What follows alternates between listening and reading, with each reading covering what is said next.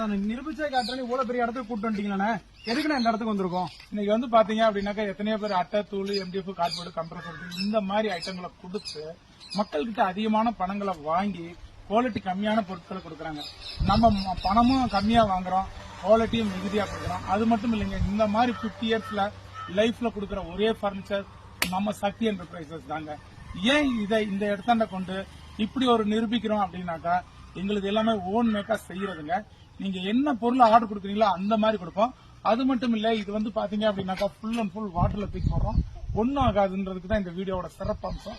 இதை வந்து பாத்தீங்கன்னாக்கா 50 இயர்ஸ் லைஃப் கொடுக்கறதுனால பாலிசோ கீலிசோ தண்ணி பட்டா எதுவும் ஆகாது. இப்ப பாருங்க, இந்த பொருளோட காஸ்ட் வந்து பாத்தீங்கன்னா 7500 ரூபாய்.